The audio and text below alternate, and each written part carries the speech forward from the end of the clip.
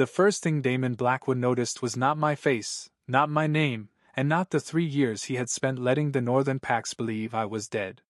It was the silence. 1 second, the Grand Council chamber was alive with alpha voices, polished threats, and expensive laughter. The next second, every breath in the room stopped when I walked through the black iron doors. The chamber had been built to make powerful men feel untouchable. Black stone floors shone like dark water beneath the moonlight. Silver banners hung from beams 30 feet above us. A crescent window towered behind the high table, pouring cold light over every ranked alpha, elder, heir, and council witness in the region. 3 years ago, I would have entered a place like this with my eyes lowered.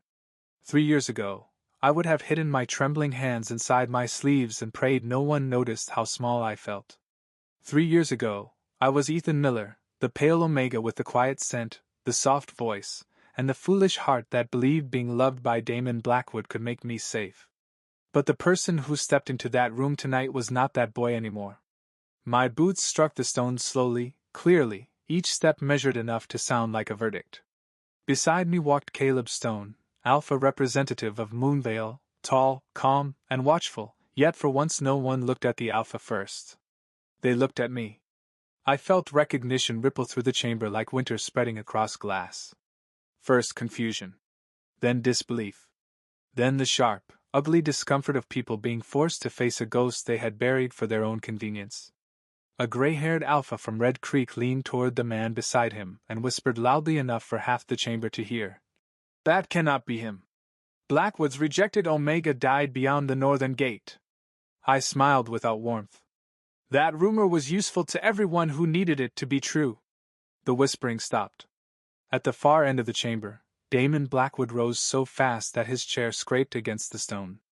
The sound cut through the room, loud and helpless. He was taller than I remembered, broader through the shoulders, dressed in the dark formal coat of a ruling alpha, with a silver Blackwood crest pinned above his heart. His hair was still midnight black. His eyes were still that cold blue that had once made my chest ache with hope. But now, as he stared at me across the moonlit hall, there was nothing cold in his expression. There was shock. There was grief. There was fear so naked that even the elders looked away from it. The glass in his hand slipped from his fingers and shattered across the floor. No servant moved to clean it. No one dared. I let my gaze pass over him as if he were only one more face among many, though every old scar inside me knew exactly where he stood. Damon's lips parted. When he finally spoke, my name came out like a prayer he had no right to say. "Ethan." The sound tried to reach something soft inside me, something young, wounded, and stubbornly alive, but I had spent 3 years learning how not to bleed every time he breathed my name. I stopped in the center of the crescent light. "Alpha Blackwood," I said. My voice was calm enough to make several men shift in their seats. His jaw tightened at the title because once, in secret, I had called him Damon with a smile.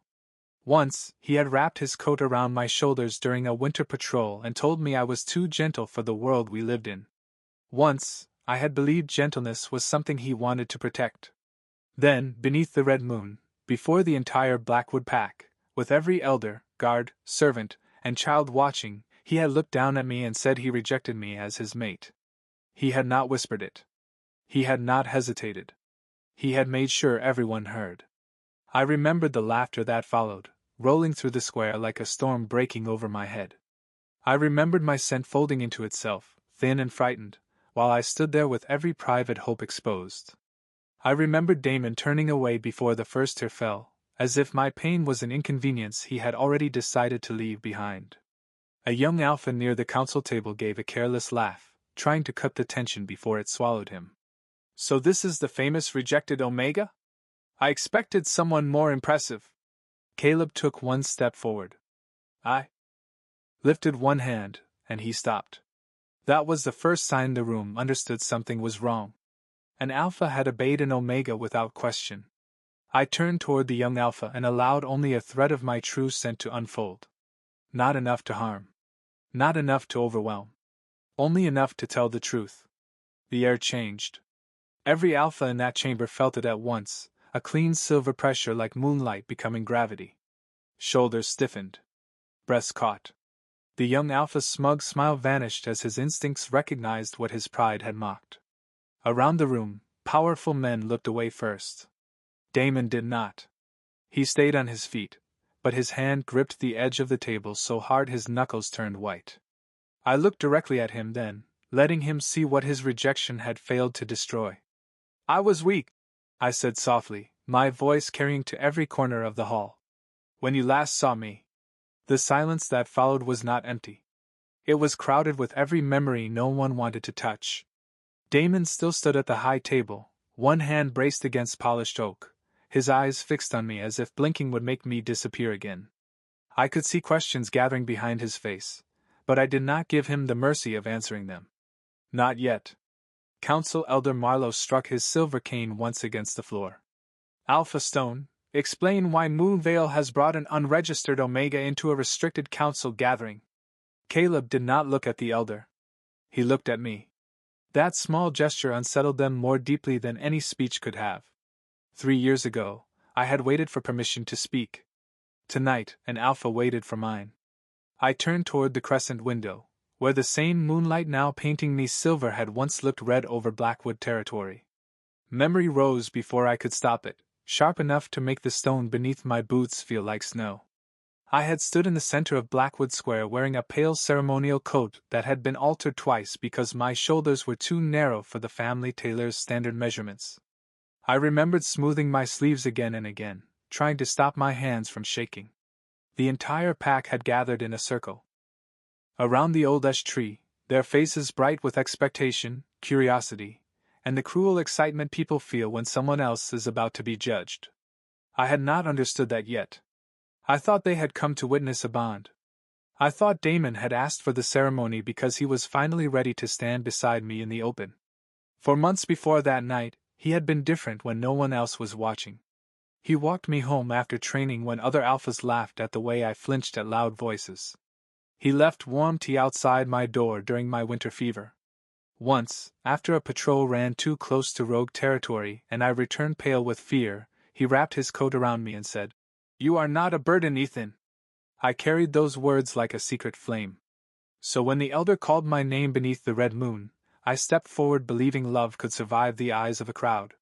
Damon stood near the ash tree in his black formal uniform, his Alpha crest shining at his throat.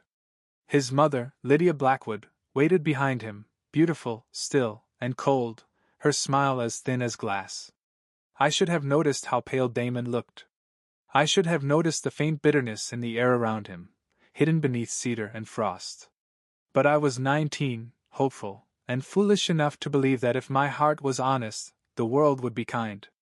The elder asked Damon to confirm the bond. Damon looked at me, and for one impossible second, his eyes softened. I saw him. The real him. The one who had held my wrist gently while wrapping a bandage around a small cut from kitchen glass. The one who had laughed once, quietly, when I got flour on my cheek helping the pack cooks before the winter festival. Then Lydia touched his arm. Something changed. His expression closed like a door being locked from the other side. He faced the pack and spoke with a voice so cold it seemed to freeze the air inside my lungs. "I reject Ethan Miller as my mate." At first, I did not understand the words. They were too large, too final, too impossible to belong to the man who had once called me safe. I waited for him to look back at me. I waited for him to say there had been a mistake. I waited for him to explain that this was some cruel test required by tradition, some political performance. He would end before it could hurt me. He did not. The bond inside me, fragile and half-formed, pulled tight until I could barely breathe. Around us, whispers spread. Someone laughed. Someone said they had always known I was too weak for the future Alpha. Another voice, sharper and older, wondered aloud whether my family had tried to climb above its place. I stood there while their judgment landed on my skin like cold rain. My scent faltered, thinned, then folded into itself as shame crawled up my throat. Damon's face remained unreadable, but his fingers twitched once at his side, as if some part of him wanted to reach for me and another part refused to let him. I held on to that tiny movement for years longer than I should have. I looked at him and asked the only question my broken heart could form. Was any of it real? His mother answered before he could. Do not make this uglier than it already is. The pack murmured approval. Damon lowered his gaze. That hurt worse than the rejection. He did not have to say another word. His silence finished what his sentence had started. By midnight, my room had been emptied. By dawn, my name had been removed from the household registry. Before the sun came up, I stood at the northern gate with one bag in my hand, wearing Damon's old coat because no one had thought to take it from me. Snow fell in soft, silent sheets. I had $12 in my pocket, a half-empty bottle of suppressants in my bag, and a heart trained to beg for love from people who called cruelty tradition. I kept expecting him to come. I kept expecting his voice behind me, rough with regret, telling me to wait. Instead, the gate opened, and the guard told me not to return. I walked for hours. The road beyond Blackwood territory curved through pine forest and frozen fields, past mailboxes bent under snow, past the closed gas station with flickering lights, past the church sign that said mercy was not weakness. I laughed when I saw it. The sound tore out of me, cracked and bitter, then turned into something too close to a sob. By noon, my boots were wet. By evening, my fingers were numb. By midnight, I could no longer feel where my body ended and the cold began. I remember falling near a ditch beside a two-lane mountain road. I remember the sky above me, black and full of stars. I remember thinking that Damon would never know where I died. Then headlights washed over the snow. A door opened. Someone called my name, though I had not told it to him. Caleb Stone found me that night with an older beta healer named Rowan Hale. Caleb later told me Moonvale scouts had been watching Blackwood for months, searching for any sign of Clara Miller's child. Clara Miller. My mother. A name Blackwood had allowed me to remember only as a quiet woman with no living family and no important history.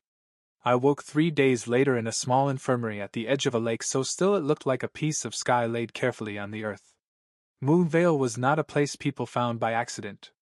It was hidden between two mountain ridges about 40 miles beyond Blackwood territory, where pine forests opened into a valley of white stone cabins, narrow footbridges, warm windows, and people who looked one another in the eye when they spoke. There were no grand banners. No iron gates.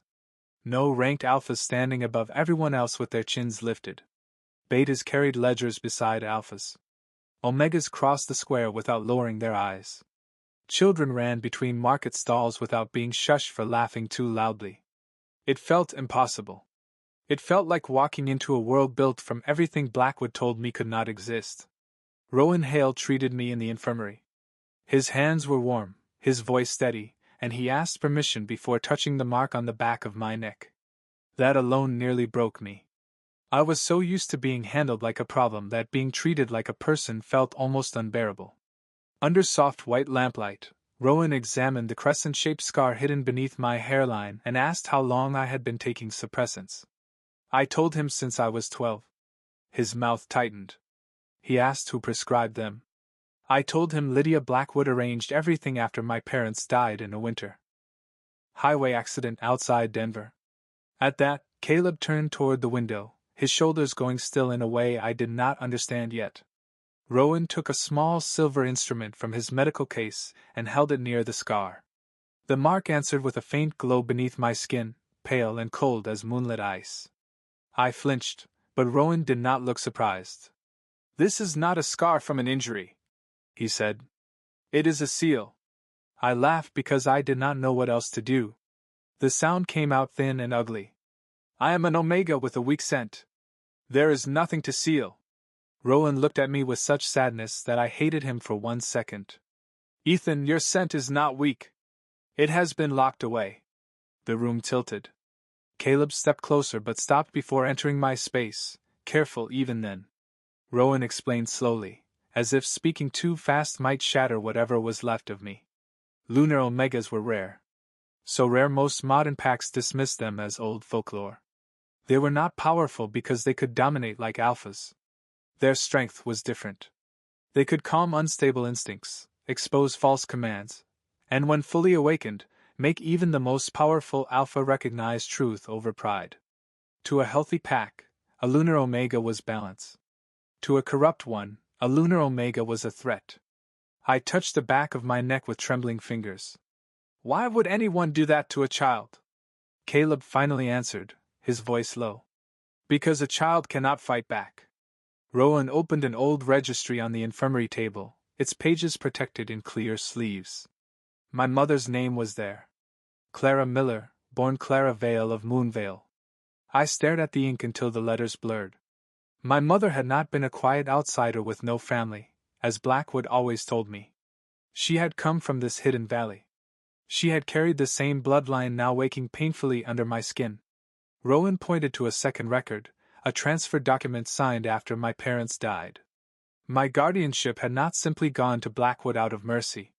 It had been requested by Lydia Blackwood herself, sealed through Pack Court, and approved before Moonvale was even notified.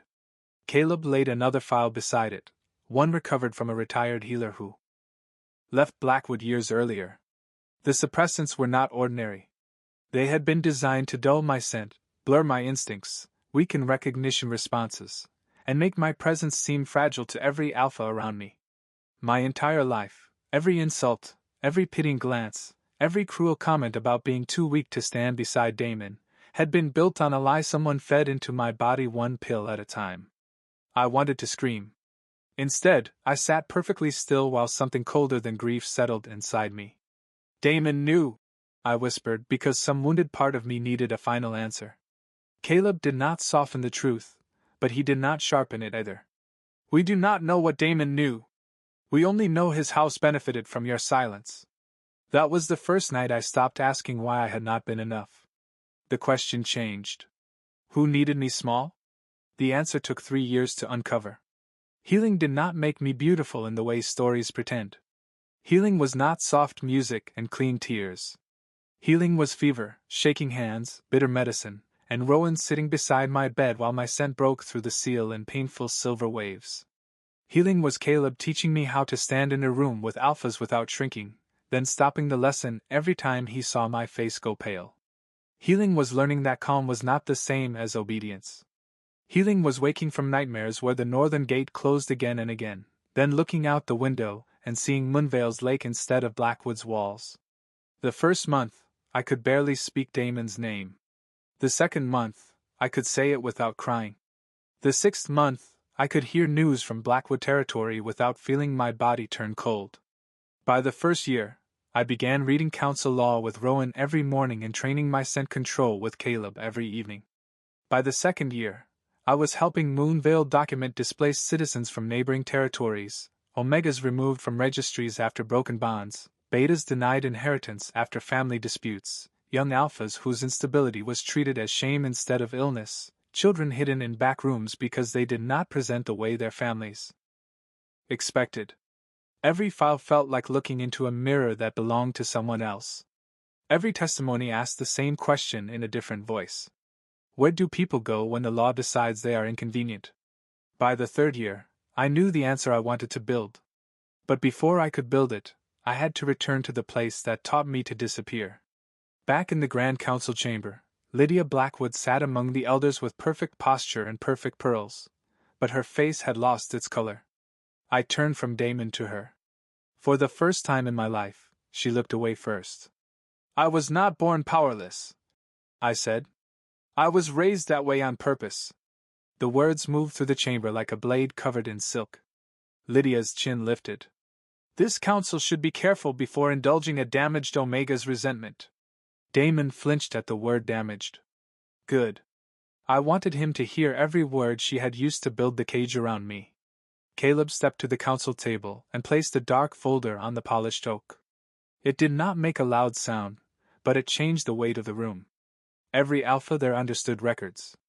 Records moved borders, transferred guardianship, decided inheritance, erased inconvenient people with signatures neat enough to look innocent.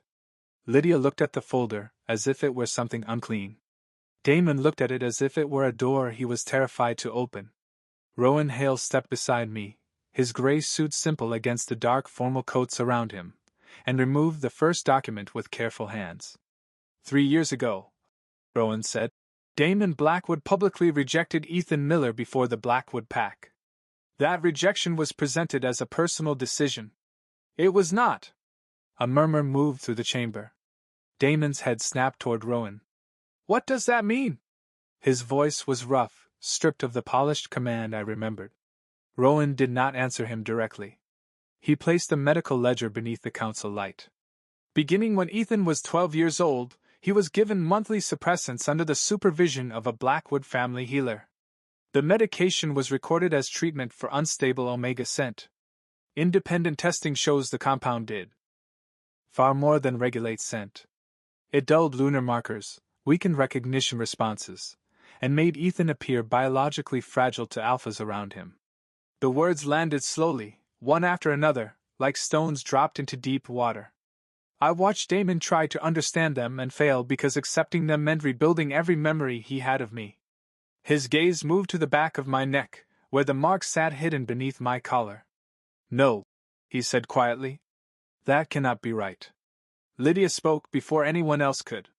Her voice was smooth enough to cut glass. Moonvale has always enjoyed old myths. This council should be cautious before mistaking superstition for evidence. Caleb's smile was small and cold. "That is why we brought more than myth." Rowan opened the second file. Guardianship transfer, signed after the deaths of Clara and Thomas Miller. Requesting party, Lydia Blackwood. Notice to maternal kin, delayed by administrative error. Delay length, 11 months. Several elders leaned forward. Administrative error was the phrase powerful families used when they wanted a lie to wear a clean shirt. My mother's name seemed to pull the air from Damon's lungs. He had known my parents died when I was young. He had known I had no one. He had never known that no one was a story his own house helped write. Rowan continued. The third record concerns the night of the rejection ceremony. Damon went utterly still. Even Lydia's expression flickered. A household staff member assigned to the preparation room gave sworn testimony before Moonvale and 2 neutral pack auditors. Damon Blackwood was served wine containing scent blocker and obedience herb approximately 20 minutes before the ceremony. The dosage was not enough to remove his will, but enough to distort bond recognition, suppress emotional resistance, and make outside influence more effective. For the first time since I entered the chamber, I looked away. I had imagined many explanations for Damon's cruelty. I had hated him for them, mourned him for them, survived them. But hearing proof that something had been done to him too did not heal me. It complicated the wound. It made the memory larger, not smaller. Damon braced both hands on the table. Who ordered it? No one answered. The silence turned toward Lydia by itself. She lifted her chin. This is absurd. But her scent had changed. Beneath the expensive perfume and practiced calm was something sharp and frightened. The lunar part of me recognized it instantly. Not guilt alone. Exposure. Damon turned to her slowly, and the room seemed to narrow around the space between mother and son. Did you know? Lydia did not blink. I knew you were 19 and reckless. I knew you had confused pity for attachment. I knew an untrained, unstable Omega with no standing could weaken this family at the exact moment you needed to become Alpha. Her words were quiet, reasonable, almost tender. That made them worse. Damon looked like she had reached back 3 years and changed the shape of his life with her bare hands. That is not an answer. It is the only answer that mattered, Lydia said.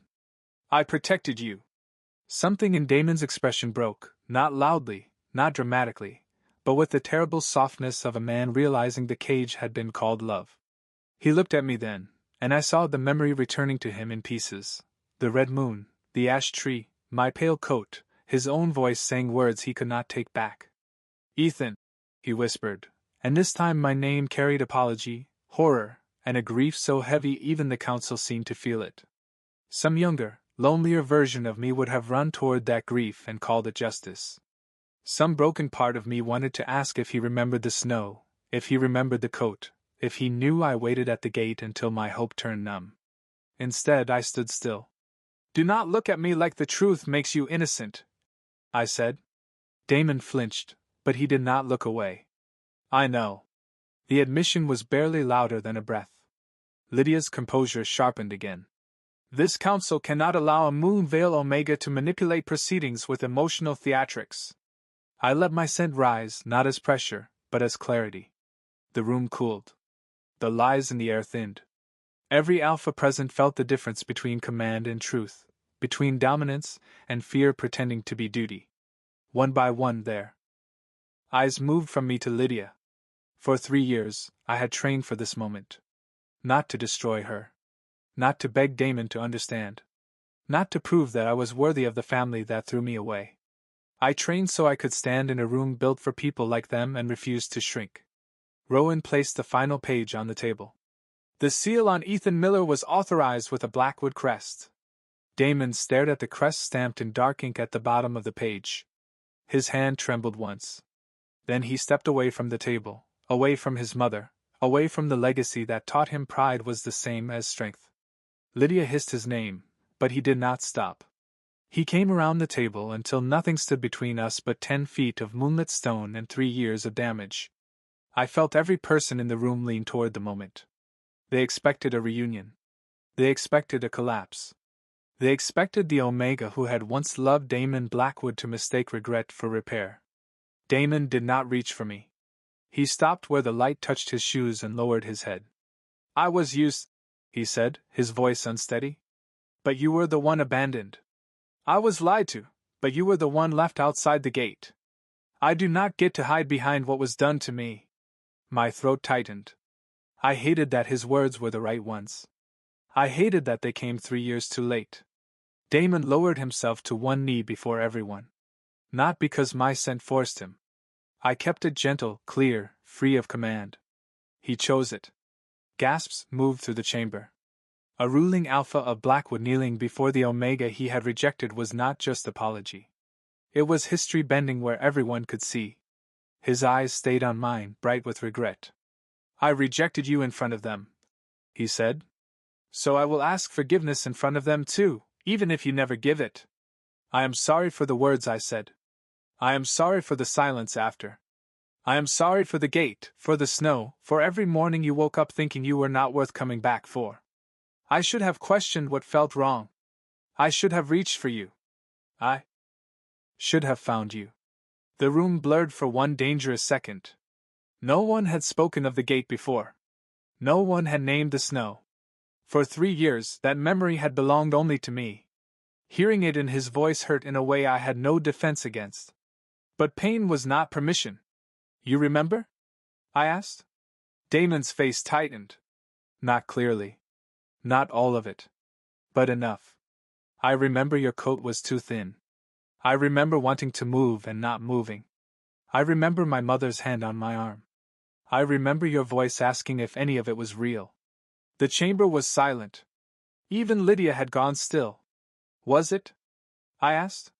Damon looked up at me from the stone floor, and for the first time in 3 years, there was no pride between us. Yes, he said. The worst part is that it was real. Not enough to save you then.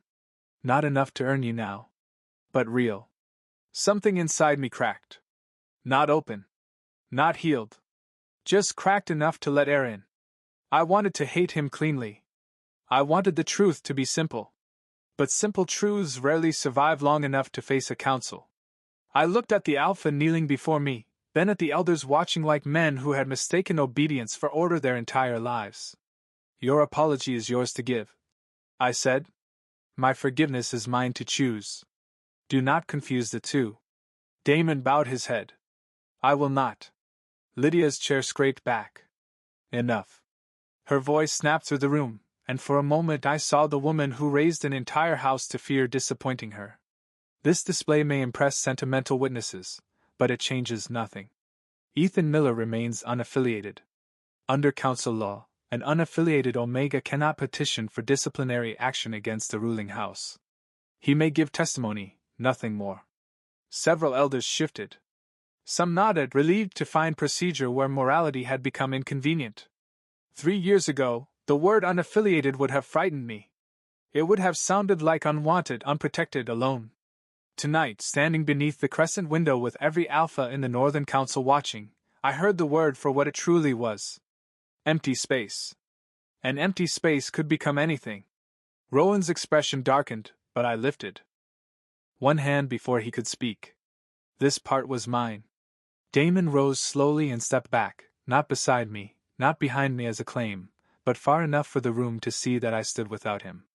I turned toward Lydia. "You are right," I said. Lydia blinked, surprised by my agreement. I let the silence stretch just long enough for everyone to lean into it.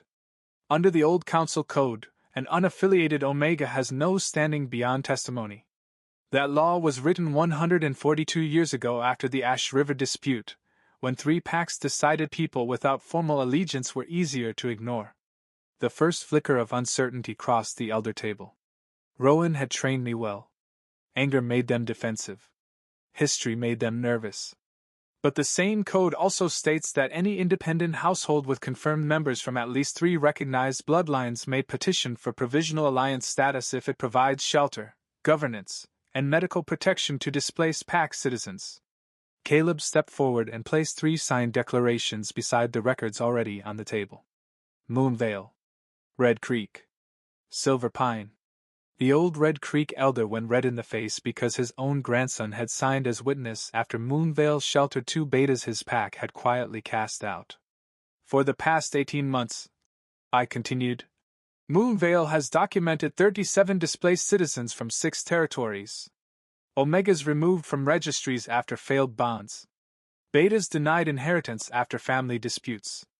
Alphas whose instability was treated as shame instead of illness. Children whose families hid them because they did not fit the future someone else chose. We housed them. We examined them. We kept their records when their own packs preferred they disappear. A woman near the back covered her mouth. I recognized her from one of the files. Her younger brother had been sent away after presenting late. She had come tonight as a clerk, not a witness, because fear had taught her to stand near doors. Now she looked at me as if I had said the things she had not dared say for years. Lydia's smile was gone. Tonight, I said, I petitioned this council to recognize a new provisional alliance. White Ash Alliance. Open to any citizen abandoned by pack law, protected by independent medical review, governed by elected representation, and bound by consent rather than bloodline control. The chamber erupted. One elder demanded to know who would lead such an alliance. Another questioned whether an Omega could command mixed-status citizens. A third warned that this would encourage instability across the region. I waited until their voices tangled themselves into noise, then let my lunar scent rise, cool and clear, cutting through panic without forcing obedience. The room quieted because truth had weight when no one was shouting over it. You keep asking whether an Omega can lead, I said. You should be asking why so many people needed somewhere else to go. That ended the argument better than any threat could have. Caleb signed first, his name bold beneath the White Ash petition. Rowan signed as founding witness. Then, to my surprise, the young alpha who had mocked me earlier stood with his face pale and his pride visibly bruised. My younger brother is unregistered, he said quietly. Our pact said it was for his safety. He walked forward and signed as provisional supporter. 1 signature became 4. 4 became 9. By the time Elder Marlowe struck his cane for order, the petition had enough witnesses to require formal review. Lydia looked at Damon, her last weapon dressed as maternal command. If you allow this, Blackwood loses authority over half the welfare cases in its territory. Damon met her eyes. Then we were never protecting them. We were holding them. He stepped forward and signed beneath Caleb's name, not as my mate, not as my savior, but as ruling alpha of Blackwood, acknowledging the right of the people his house had failed. The council could not ignore that. Lydia stood motionless, but her scent trembled now, and everyone felt it. She had built her life on controlling what people believed. In one night, every hidden truth had learned how to speak. The council withdrew for deliberation. The chamber emptied into side rooms and whispered corners. Caleb stayed near me. Rowan offered me water. Damon remained across the room, close. Enough to be present, far enough not to ask for anything. I hated that I noticed. I hated that some part of me still knew the exact shape of his silence. The waiting was worse than the testimony. When you fight, at least fear has something to do. When you wait, fear sits beside you and reminds you of every door that has closed before. I stood near the crescent window and looked at the moonlit courtyard below. 3 years ago, Snow had swallowed my footprints beyond Blackwood's gate. Tonight, moonlight covered the same world without hiding it. Damon approached slowly, stopping several feet away. "May I stand here?" he asked. The question was so simple that it hurt. Once, he would have assumed. Once, I would have let him. I nodded. He came no closer than the edge of the light. For a long moment, neither of us spoke. Then he said, "I found the coat." My fingers tightened around the cup Rowan had given me. "What?" Damon kept his eyes on the window. "After you disappeared. My mother said you had been taken in by distant relatives. She said you wanted no contact. She said if I followed, I would shame you more. I believed her because believing her meant I did not have to face what I had done." His voice roughened. 2 weeks later, a border guard returned with a coat he found beyond the old mile marker. My coat. The one you wore that night. It was soaked through. There was blood from where the branches must have cut your hands, and there was a note in the pocket. My heart stopped. I remembered that note. I had written it in a gas station restroom with fingers too numb to hold the pen properly. It had not been beautiful. It had not been noble. It had only said I waited. "You read it?" I asked. Damon closed his eyes. "Yes." The answer hung between us like a wound opening under clean light. "Then why did you not come?" I asked. No anger. No raised voice. Just the question that had lived under my ribs for 3 years. Damon's face twisted. "Because by then the blocker was gone, and everything hit at once. The rejection. The bond pain. The shame. My mother told me my guilt would destroy the pack if I let it. She said, you had chosen to leave. She said chasing you would prove I was too unstable to rule. And I believed the part of her that sounded like duty because I was too afraid to admit it was cowardice." He turned to me then, and his eyes were bright. "That is the truth. Not an excuse." I looked back at the moon. The answer hurt. But it was an answer. I used to think if I ever heard you say you were sorry, the part of me that waited at the gate would finally rest. My voice lowered. It did not. Damon nodded once, as if accepting a sentence. "I know. But it did hear you," I said. That was all I could give. For Damon, it seemed to be more than he expected. He bowed his head and stepped back, leaving the space between us untouched. When the elders returned, the chamber filled with the stiff quiet of men preparing to sound fair while doing as little as possible. Elder Marlowe read the ruling in cautious, reluctant language. The seal placed on Ethan Miller was declared unlawful pending final audit. Blackwood medical oversight was suspended. Lydia Blackwood was removed from Welfare Authority until a full investigation could be completed. All suppressants issued under Blackwood guardianship within the past 20 years would be reviewed by neutral healers. White Ash Alliance received provisional recognition for 6 months, subject to public report and council review. It was not perfect justice. Perfect justice belonged to stories with cleaner endings. But it was real. Lydia's face remained composed until the moment Elder Marlowe ordered her crest authority suspended. Then something small and furious crossed her expression. Not regret. Not sorrow. Loss of control. She looked at me as if I had stolen from her, and for the first time I understood that people like Lydia never believed they were taking anything. They believed the world had always owed them obedience. "You think this makes you powerful?" she asked me as council guards approached to escort her from the authority table. Her voice was low enough that only those nearby heard. "Power built on sympathy will not last." I met her eyes. "Then it is a good thing I did not build it on sympathy." She smiled, sharp and empty. "Damon will disappoint you again. Alphas always return to what they are."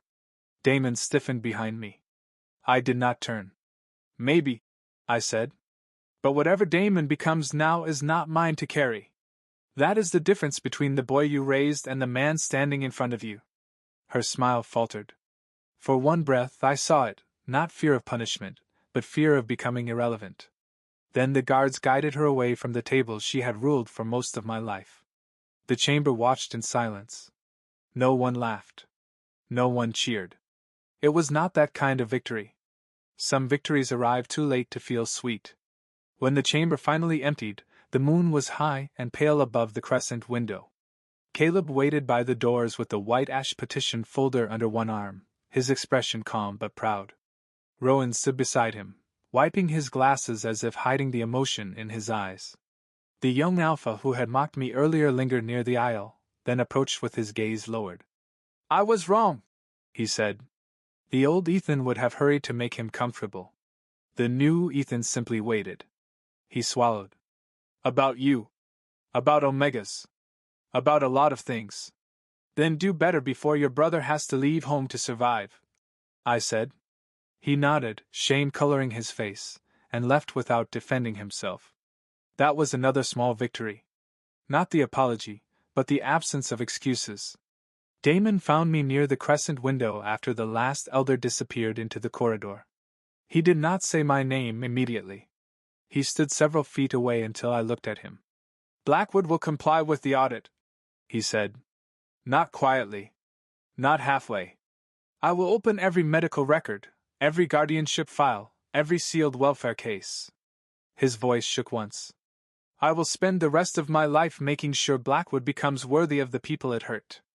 And if someday you allow me to stand near you again, it will be because I earned the right, not because I once had it." The part of me that had loved him ached. The part of me that had survived him stood taller. "Start with becoming someone you can respect when no one is watching," I said. "Then we will see what the future does with both of us." He nodded, accepting even that small uncertainty like a gift. "There is one more thing," he said. I waited. Damon reached into his coat and removed a folded piece of paper, worn soft at the edges. He held it out with both hands, not stepping closer. I knew before I touched it. My note.